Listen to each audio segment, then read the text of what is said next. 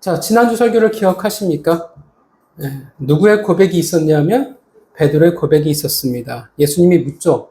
너희는 나를 누구라 하느냐? 다 이 질문에 대한 여러분 각자의 고백이 있을 줄 믿습니다. 베드로의 고백은 뭐였냐면 주는 그리스도시요 살아계신 하나님의 아들이십니다라고 고백을 했어요.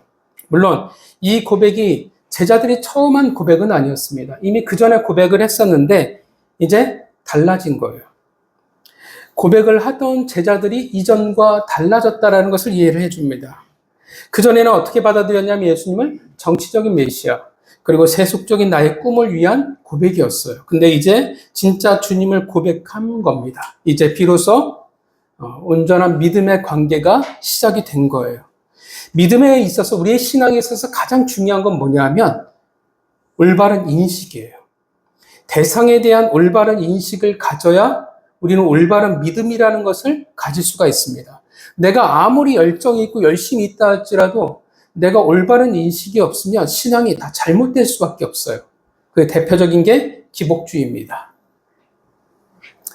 자, 하나님이 어떠한 분이신지 올바른 인식이 없다면 우리는 온전한 그리고 올바른 관계를 맺어나갈 수가 없습니다. 이제 본문을 통해서 고백을 통해서 시작이 된 거예요.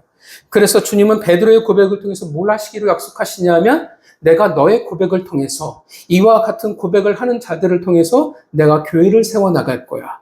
그리고 너희가 이 땅의 축복의 통로가 될 거라고 약속을 하십니다.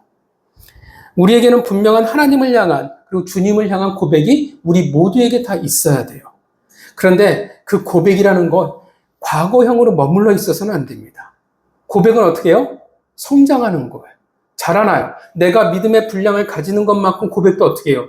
같이 자라나는 거예요. 그리고 그 고백은 점점 구체화되기 시작할 겁니다.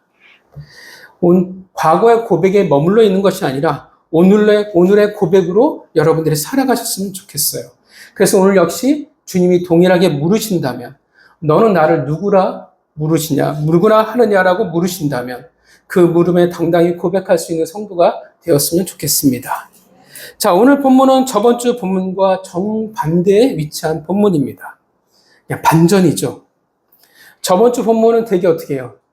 따스해요.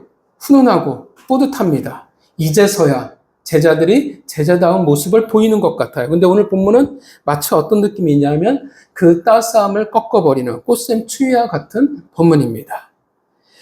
자, 그런데 놀라운 거는 이 모든 것이 단 한 사람을 통해서 이루어졌다라는 거예요. 베드로가 바로 그 주인공이었습니다. 베드로의 고백은 정말 대단했어요. 인정을 받았고 그렇게 그 고백 위에 교회를 세워나가시겠다라고 예수님이 말씀하셨어요. 그러니까 여기까지는 굉장히 좋아요. 간만에 어떻게 해요? 베드로가 수제자다운 모습을 보였습니다.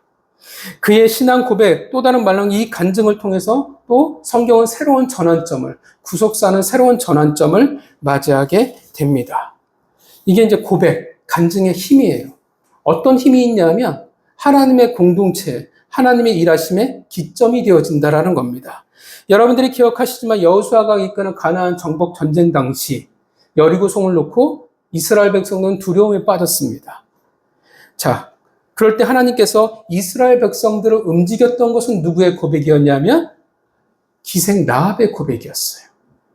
이미 그 라합을 통해서 무엇을 여호수아와 이스라엘 백성들에게 알려줬냐면 하나님께서 이미 그 안에서 일하시고 계신다라는 고백이 있었습니다. 그 고백을 듣고 이스라엘이 움직이기 시작해요.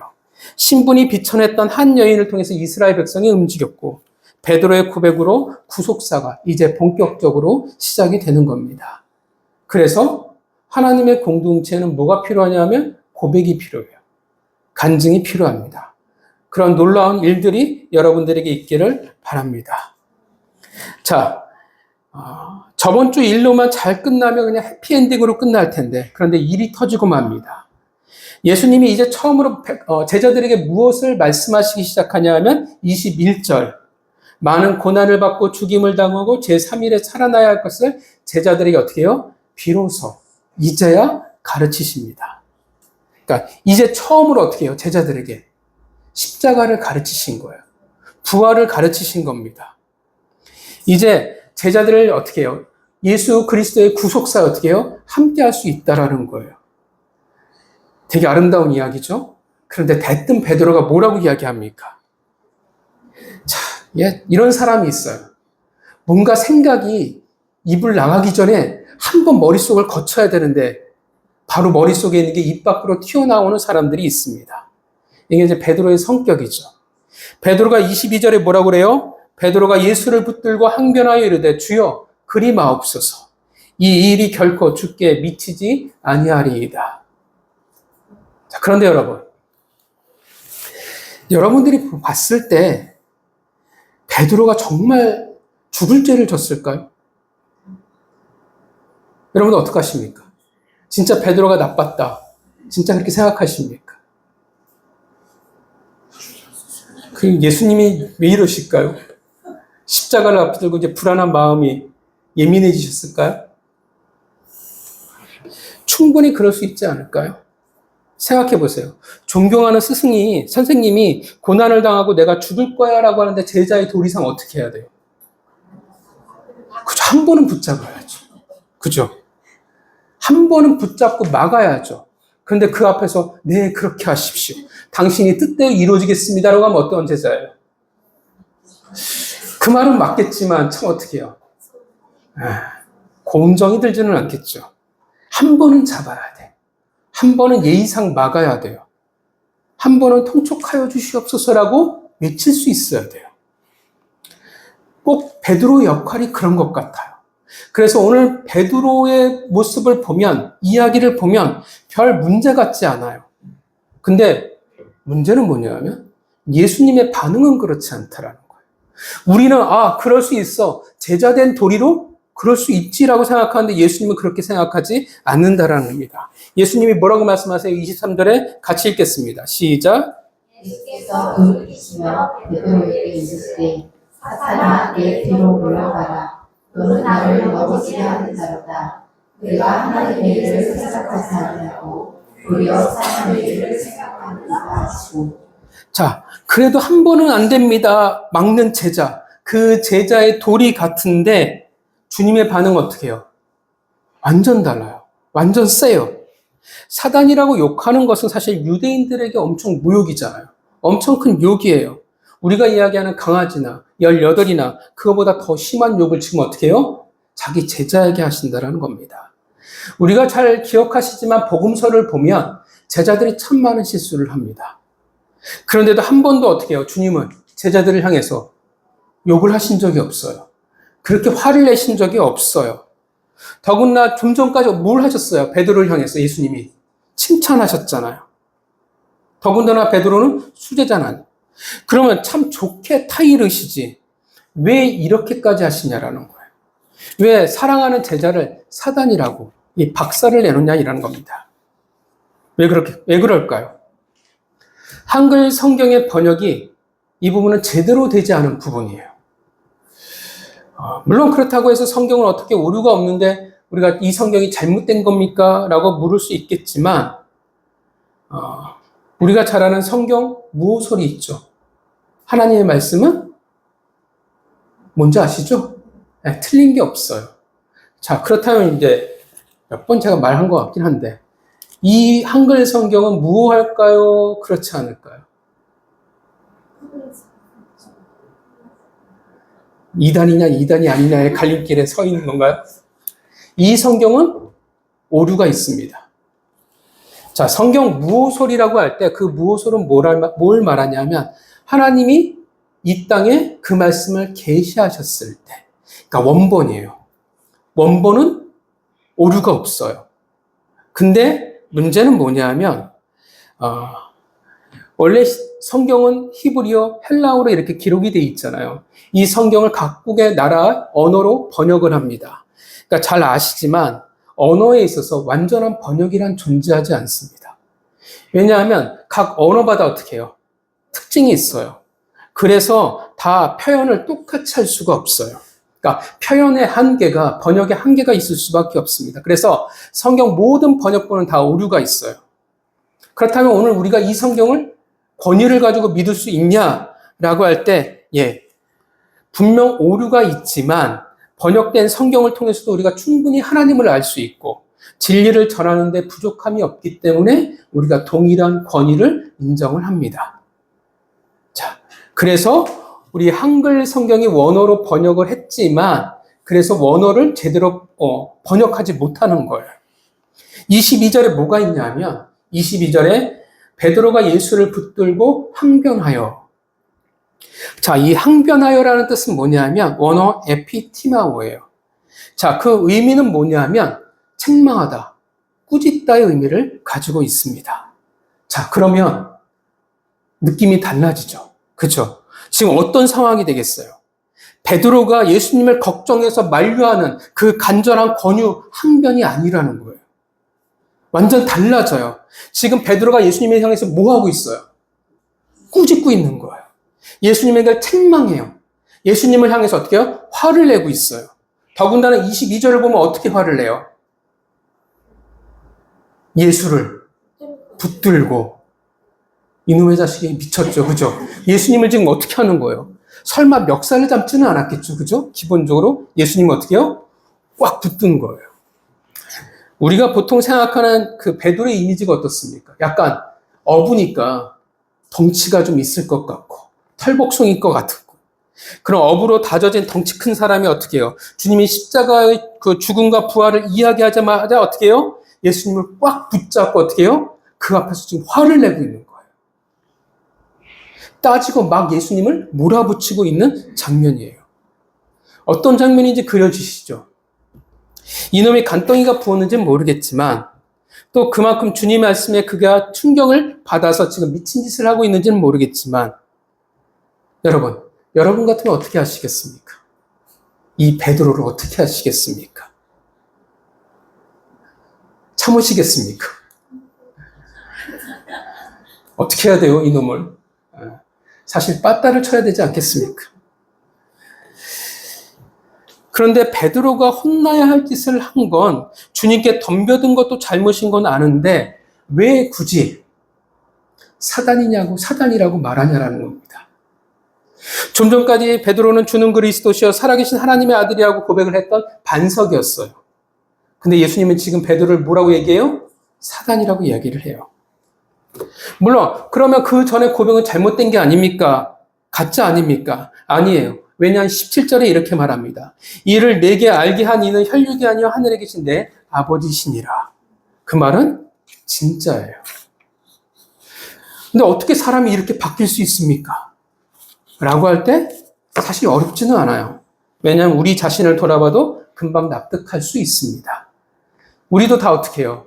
여러분 모두 신앙 고백을 했잖아요. 여러 번 다 어떤 고백을 했고 하나님을 위해서 살겠습니다. 우리는 헌신을 이야기하기도 했어요. 그게 다 가짜라고 생각하지 않아요. 왜냐하면 그땐 다 진심이었어요. 그런데 먹고 사는 문제가 걸리고 현실을 맞이할 때 우리는 금방 그 고백을, 간증을, 약속을 잊어버릴 때가 너무나 많습니다. 그러니까 지속이 안 돼요. 우리는 그 신앙을 잘 유지를 못합니다. 그래서 베드로의 모습이 그리 낯선 모습은 결코 아니라고 생각을 합니다. 자, 그렇다면 여러분, 왜 베드로가 욕을 먹어야 할까요? 그의 잘못이 뭡니까? 예수님한테 덤벼서 감히 예수님의 몸에 손을 대서 뭘까요? 뭐라고 말합니까? 성경에서. 그 전에. 그쵸. 23절에 나를 넘어지게 하는 자기 때문에 예수님한테 지금 혼나는 거예요. 여러분, 예수님을 넘어지게 하는 자가 누구냐 하면 그게 바로 사단이에요. 예수님을 넘어지게 하는 역할이 누구의 역할이냐 하면 사단이에요. 마찬가지. 우리를 넘어뜨리는 자의 역할이 누굽니까? 누가 하는 역할이에요? 사단이 하는 역할이에요. 광야에서 시험을 기억하십니까? 그죠? 예수님이 금식을 40일 금식을 마치고 나서 어떻게 해요? 사단이 찾아옵니다. 주님을 시험하여 넘어뜨리려고. 그가 뭘 했냐 하면 주님이 이 땅에 오신 이유였던 구속사를 해방하기 위해서였습니다. 지금 베드로가 뭘 잘못하고 있냐면 그 사단의 일을 베드로가 하고 있다라는 거예요. 주님을 넘어뜨리려고 해요. 구속사를 지금 막으려고 하고 있다라는 것입니다. 그렇다면 왜 베드로가 주님의 일을 막는 자가 됐을까요? 왜 그가 그렇게 멋진 고백을 했던 그가 왜 사단의 일을 행하고 있을까요? 성경이 뭐라고 말합니까? 그쵸. 23절에 사람의 일을 생각하기 때문이라고 말을 합니다. 즉 하나님의 일이 아닌 사람의 일을 생각하는 자였기 때문에 그토록 위대한 고백을 하고 칭찬을 받았음에도 불구하고 그는 예수님에게 대드는 자가 되었고 그를 시험하는 자가 되었다라는 것입니다. 자, 그렇다면 우리에게 중요한 건 우리가 뭘 알아야 되겠어요? 예수님이 지적하신 그럼 사람의 일이란 과연 뭘까요? 알아야죠. 그래야 우리가 조심을 할 수 있죠. 아니면 우리도 어떻게 해요? 예수님에게 대드는 자가 될 수 있고 그리고 예수님과 교회를 시험하는 자가 될 수 있기 때문에 그렇습니다. 자, 사람의 일이란 과연 뭘까요? 우리는 주님이 사단이라고 베드로를 혼내신 것에 대해서 주목해야 합니다. 베드로가 뭘 하고 있냐면 십자가의 길을 막고 있다라는 거예요. 굳이 십자가의 길을 걸을 필요가 없다라고 주님에게 지금 말하고 있는 거예요. 이게 사단의 일이에요. 이게 유혹입니다. 주님을 사단이 언제 유혹했습니까? 광야에서 유혹을 했어요. 기억하시죠? 3가지의 유혹이 있었어요. 뭐가 있었을까요? 떡, 또 하나는 점프, 뛰어내려라. 3번째는 절하라. 결국 그 3가지의 유혹은 뭘 이야기하고 있냐면 사단이 자꾸 뭘 제시하고 있냐면 사람의 방법대로 하라는 거예요. 사람이 가진 상식, 사람이 가진 타당함으로 일을 해결하라고 이야기하고 있는 겁니다. 생각해봐. 상식적으로 생각해봐. 하나님이 그럴 리가 없잖아. 하나님이 네가 고통받기를 원치 않잖아. 너에게는 그 일을 해결할 능력을 가지고 있잖아. 십자가의 고통이 아니라 십자가의 죽음이 아니라 다른 방법으로도 해결할 수 있잖아. 굳이 십자가에서의 죽음이 필요하겠어? 하나님이 너를 사랑하시는데 설마 네가 죽기를 바라시겠어? 아니야. 잘 생각해봐. 상식적으로 생각해봐. 타당하지 않잖아. 더 좋은 방법이 있어. 더 빠르고 더 편하게 해결할 방법이 있어. 굳이 십자가가 아니어도 돼. 십자가가 아니어도 이 일을 해결할 수 있어. 이것이 바로 사람의 생각이요, 사람의 방법이었습니다. 22절 베드로의 주여 그리 마옵소서는 이런 의미예요. 그 일이 당신과는 전혀 관계가 없습니다. 하나님께서는 그 일을 금하십니다. 거짓말이죠. 주께 미치지 아니하리이다. 나는 당신에게 이 일이 결코 일어나지 않도록 할 겁니다. 그래서 22절을 이렇게 표현할 수 있어요. 하나님조차도 이 일이 일어날 것을 금할 것이며 베드로 나 자신 또한 이런 일이 일어나지 않도록 최선을 다할 겁니다. 이게 유혹이라는 거예요. 사람의 일이란 바로 하나님이 아닌 사람의 방법입니다. 하나님을 믿는다는 것은 하나님의 통치 아래 살아가는 것이요. 하나님의 법 아래 살아가는 겁니다. 그것을 우리는 뭐라고 표현하냐면 십자가 아래 우리는 살아가는 거예요. 그 전에 낡은 내 모습으로 살아가는 것이 아니라 성경이 말한 대로 보라, 새로운 피조물이 되었도다. 그래서 우리는 십자가에서 우리는 떨어질 수가 없는 거예요. 그래서 우리는 날마다 죽는 것이요. 우리는 날마다 자신을 부인하며 살아가는 겁니다. 그런데 사람의 일이 생겨요. 사람의 방법이 들어와요. 그래서 여기에 자꾸 새로운 다른 방법이 섞여 들어오기 시작합니다. 십자가가 아니더라도 새로운 피조물로서의 삶, 그 하나님의 통치와 방법이 아니더라도 뭐라고 이야기하냐면 그래도 너는 살아갈 수 있어라고 말한다라는 거예요. 그게 대표적인 게 이단들이죠. 다른 방법이 있다라고 그들은 말합니다. 그런데 이단만이 아니에요. 사실 우리들도 어떻게 생각하냐면 그래, 괜찮을 수 있어라고 생각한다라는 거예요. 24절에 뭘 얘기해요? 자기 십자가를 지지고 나를 따를 것이니라고 말씀하시는데 우리는 이렇게 생각해요. 굳이 왜 힘들게 내가 그럴 필요가 있을까? 세상 살아가는 것도 너무나 힘들어 죽겠는데 내 인생도 버거운데 어떻게 나한테 아니야. 하나님은 나를 사랑하시잖아. 그러니까 괜찮아. 내가 굳이 그렇게 하지 않아도 하나님은 나를 사랑하실 거야. 목적만 이루면 돼. 어떻게든 천국만 가면 되잖아. 결과만 좋으면 돼. 굳이 힘들게 하나님의 백성으로 살아가기보다는 그래도 내가 이 세상에서 편하게 살아가는 것을 하나님은 좋아하실 거야. 언제 그렇게 되겠어요? 언제 그렇게 생각이 바뀌겠어요? 하나님이 아니라 이 세상을 더 사랑하고 생각하며 살아갈 때, 이 세상이 중요해지기 시작할 때, 하나님의 방법이 너무나 버겁고 하나님의 때를 기다리며 살아가는 것이 이제 싫을 때, 세상에서는 분명 답이 보이는 것 같은데 하나님에게는 내 인생의 답이 없는 것처럼 보일 때, 지금 나는 당장 급해 죽겠는데 하나님은 어떻게 해요? 잠잠하실 때 우리는 눈을 들어 하나님이 아니라 세상을 보기 시작합니다. 답답하고 이해할 수 없는 믿음이라는 그 관계를 생각하기보다는 쉽게 이해가 되는 사람의 방식을 우리는 따르기 시작을 합니다.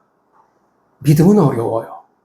사실 관계라는 것은 되게 쉬운데 히브리서 11장 1절에 말하잖아요. 믿음은 바라는 것들의 실상이요 보지 못하는 것들의 증거니. 이해가 가십니까? 저는 이 말이 정말 어렸을 때 이 말이 정말 이해가 안 갔어요. 우리 집에 액자로 딱 붙어 있었거든요. 근데 볼 때마다 저 말이 과연 뭘까? 이해가 안 가요. 어떻게 보이지 않는 게 실상이고 보이지 않는 것이 증거가 될 수 있겠냐라는 거예요. 믿음이라는 것은 세상의 상식으로 받아들여지지 않는다라는 거예요. 그래서 세상의 타당함이 내가 처한 상황이 우리에겐 쉽게 답이 되어집니다. 당연히 하나님의 일보다 사람의 일이, 내 삶이, 내 상황이 훨씬 더 중요해져요. 그래서 자꾸 어떻게 되냐면 우리 신앙에, 내 신앙에 자꾸 다른 게 들어오기 시작을 해요. 우리의 신앙에 공동체에 다른 것이 섞이기 시작을 합니다. 하나님은 분명 우리에게 뭘 말씀하시냐면 너희는 축복의 통로라고 말씀을 하셨어요. 근데 그 축복의 통로에 우리는 다른 것을 섞기 시작을 하는 거예요.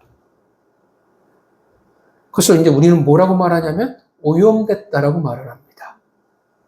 성경이 말하면 정결하지 못하게 되는 겁니다. 자꾸 사람의 일이 하나님의 일에 섞여 들어오기 시작을 합니다. 그래서 교회에 자꾸 상식적이고 타당한 게 너무나 중요해져 버려요. 물론 상식적이고 타당한 것을 무시하는 것은 아니에요. 중요해요. 그런데 하나님은 꼭 타당하고 상식적으로 일하시냐라고 할 때 그렇지 않다라는 거예요. 성경을 보면 그렇잖아요. 상식과 타당함이 필요하지만 하나님의 방법보다 하나님이 원하시는 것보다 그것이 더 위에 있을 수는 없다라는 것입니다. 자꾸 그래서 하나님의 방식에 인본주의가 자꾸 들어오기 시작을 합니다. 자꾸 뭘 중요시 여기냐면 합리적인 것을 중요시 여기기 시작을 해요. 말씀도 그래요. 자꾸 설교에 뭐가 들어오냐 하면 사람의 방식이 들어오기 시작을 한다라는 것입니다. 하나님의 말씀, 하나님의 뜻을 전하는 게 아니라 인간이 가진 도덕을 자꾸 설교하고 이야기할 때가 너무나 많다라는 거예요. 하나님의 말씀을 가장한 인본주의, 하나님의 방법을 가장한 사람의 방법이 너무나 많이 섞여 들어오기 시작을 합니다. 교회도 그렇고 개인도 그래요. 그래서 편하게 신앙생활 하려고 하나님의 방법이 아닌 내가 좋아하는 대로 자꾸 신앙생활을 하려고 해요. 하나님의 뜻대로가 아닌 내 뜻대로 교회를 다니고 내가 신앙을 결정하려고 한다라는 것입니다. 그래서 생각해요. 내가 굳이 순종할 필요가 있을까? 내가 굳이 더 헌신할 필요가 있을까? 내가 굳이 그 말씀대로 애써 살아갈 필요가 있을까? 굳이 내가 그럴 필요가 있을까? 자꾸 신앙에 뭐가 중요해지기 시작하냐면 내가 중요해요. 그래서 사람의 일, 사람의 방법은 반드시 어디로 흘러가냐 하면 반드시 보상으로 흘러가요. 그들의 신앙에 있어서 중요한 건 뭐냐면 보상이에요. 신앙의 내용이 보상이 근거가 되어진다라는 것입니다. 여러분, 왜 베드로가 열받을까요? 왜 열받을까요? 베드로 입장에서 보면 예수님이 죽는데요. 부활이 뭔지는 그들에게 너무 어려운 개념이에요. 우리는 부활을 알아요. 근데 그 당시 부활하면 잘 이해할 수가 없어요. 베드로의 귀에 들어오는 건 뭡니까? 나는 죽을 거야. 베드로의 입장에서 보면 예수님이 죽어버리면 어떡해요? 자신의 모든 것을 다 버리고 주님을 따랐잖아요. 그렇게 2년의 시간을 주님을 따르며 살아갔는데 그 결과 어떤 일이 생겼냐면 그 당시 유대 사회의 기득권층인 권력자인 바리새인과 사두개인들에게 미움까지 받았는데 말 그대로 산헤드린 공의에 찍힌 사람들이 됐는데 예수님이 죽겠대요. 그럼 내 인생은 나의 모든 것을 당신에게 다 올인했는데 이제 와서 내가 당신을 위해서 온갖 고생을 다 했는데 이제 나를 버린다고? 너무 화가 나는 거예요. 내 인생이 날아가 버리잖아요.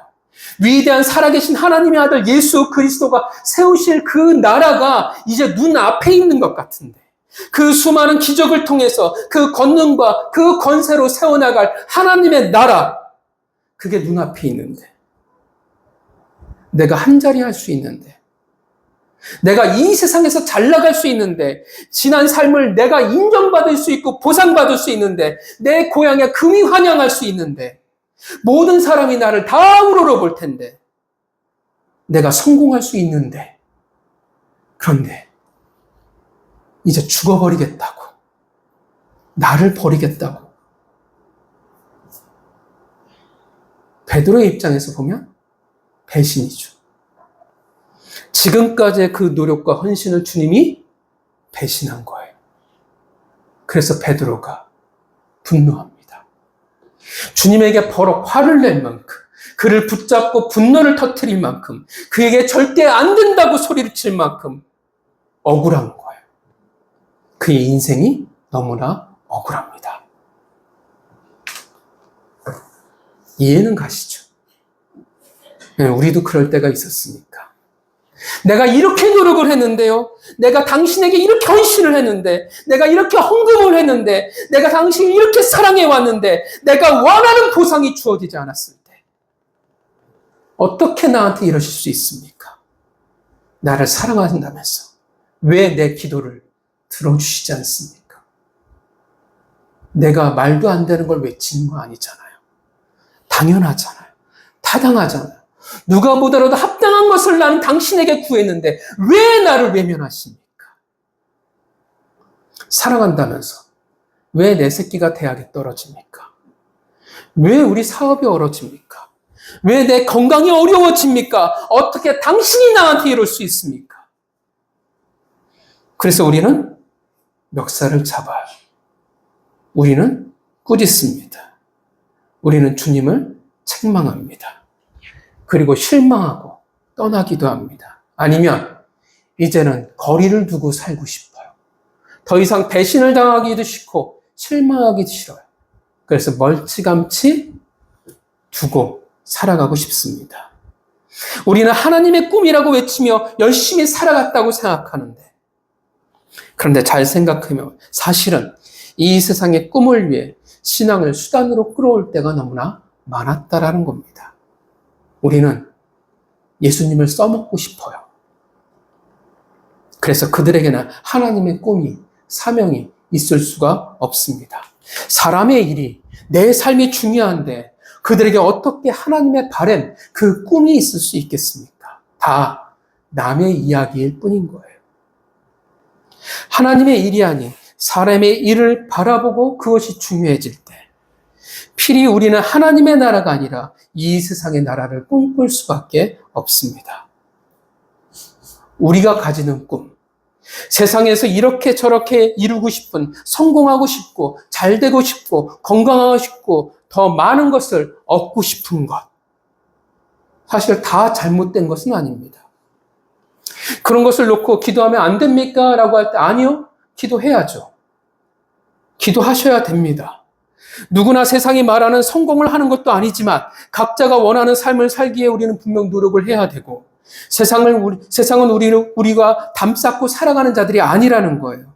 성경에서 우리에게 분명 뭐라고 말했냐면 너희는 세상의 소금과 빛이라고 말했어요. 우리는 세상 속을 살아가는 자들이에요. 그런데 문제는 뭐냐면 그것이 전부인 것 마냥 중요한 것처럼 살아가서는 안 된다는 겁니다. 우리에게 뭐가 있어요? 우리는 하나님의 일이 있기 때문에 그래요. 우리에게는 사람의 일이 전부가 될 수 없기 때문에 그렇습니다. 우리는 분명 이 땅을 살아가지만 우리는 눈을 들어 하늘을 바라보며 살아가는 자들입니다. 믿으십니까? 우리는 하나님을 사랑하는 이유가, 주님을 따르는 이유가 어떤 이 세상의 보상을 바라고 하는 것이 아니라 부모와 자녀의 관계예요. 부모와 자녀의 관계에 있어서 보상이 들어오면 어떤 일이 생길까요? 어떤 관계가 되겠습니까? 그런 이야기 되게 많잖아요. 얼마 전에도 목사님 모임 갔는데 자기 교회 성도분 중에 나이 많으신 분들이 얘기한 걸 얘기하더라고요. 노년에 이제 홀로 되셔서 돈을 가지고 있는데 자식들이 그렇게 열심히 찾아와서 매주 찾아와서 뭐 돈 달라 뭐 했대요. 그래서 그분이 결국 딱 돈을 줬더니 그 다음 주부터 이제 안 찾아오더래요. 그리고 연락이 딱 끊겨버렸대요. 그리고 혼자 자기가 생일을 맞이했다라고 목사님 앞에서 울면서 그렇게 얘기를 했다고, 자기 앞에서 얘기를 했다고 하더라고요. 그 자녀가 매주 부모님을 찾아와서 했던 것은 효일까요? 정말 사랑일까요? 아니잖아요. 관계 가운데, 사랑이라는 관계 가운데 보상이 들어와 버리면 그 관계는 망한 거예요. 틀린 거예요. 갈라디아서 5장 24절에 이렇게 말합니다. 그리스도 예수의 사람들은 육체와 함께 그 정욕과 탐심을 십자가에 못 박았느니라. 하나님과 우리의 관계에서 믿음의 목적이, 그 관계의 목적이 다른 보상이 될 수가 없다라는 거예요. 보상이 우선이 될 수 없다라는 겁니다. 사람의 일이란 사람의 방법대로 살아가는 겁니다. 그래서 보상이 그들의 신앙이 될 겁니다. 그런데 하나님의 일이 아닌 사람의 일이 중요한 사람들의 무서운 점은 뭐냐면 혼자 망하면 돼요. 음주운전의 무서운 점이 뭡니까? 혼자 망하지 않는다라는 거. 마찬가지예요. 사람의 일이 중요한 점의 무서운 점은 뭐냐면 반드시 어떻게 해요? 유혹을 한다라는 거예요. 누군가의 반드시 걸림돌이 되어줘요. 베드로가 예수님의 걸림돌이 되어주고 넘어지게 하는 유혹이 된 것처럼 하나님이 아닌 사람이니까 사람의 방법이 신앙인 줄 알고 살아가니까 그것이 타당해 보이고 당연해 보이니까 누군가에게 사람의 방법이 신앙인 것처럼 보여지게 되고 전해지게 된다는 거예요. 하나님의 말씀이 아니라 하나님의 가치관이 아니라 세상에 그들의 믿음의 내용이 되어진다는 겁니다. 여러분, 바리새인들의 죄가 뭡니까? 그들의 잘못이 뭐예요?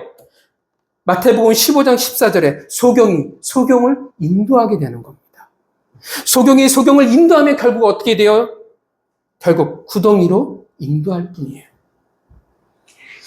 우리 앞에 있는 사람이 중요한 거예요. 앞에 있는 사람이 어떤 신앙을 가지고 있는지. 우리가 교회 생활을 하면서 많이 경험해 왔잖아요. 교회 안에 쓴뿌리들. 다 초신자들이 아니에요. 다 누구냐면 교회 오래 다닌 사람들이에요. 믿는 자인데 세상보다 더 악한 자들. 혹은 다른 이들의 믿음을 무너뜨리는 자들. 잘못된 말씀을, 지식을 전하는 자들. 모범을 보여주는 자들. 잘못된 자기 생각과 경험을 그리고 인본주의를 그럴듯하게 하나님의 것인 마냥 포장하는 자들. 그들의 영향력을 받고 자라나는 그 다음 사람들. 그들을 통해 교회가, 가정이 어떻게 되겠습니까? 하나님의 일이 아닌 사람의 일을 생각하는 자라면 과연 자녀에게 어떤 신앙을 보여줄 수 있겠습니까? 신앙은 대충입니다. 교회는 거리를 둬야 돼. 결코 깊이 들어가지 마. 열심히 성공하면 그게 하나님에게 영광을 돌리는 거야. 그렇게 살아가는 자라면 정작 믿음의 후배들에게 뭘 말해줄 수 있겠습니까? 하나님의 일보다 똑같이 사람의 일을 보게 하기 쉬울 겁니다. 안타깝게도 하나님의 사람이라고 하는데 하나님의 일을 회방하는 자요, 유혹하는 자가 될 거예요. 그래서 그들을 통해 공동체가 무너지고 그 십자가의 길이 무너지게 될 겁니다. 그 사람들이 악하다라고 말하는 게 아니에요.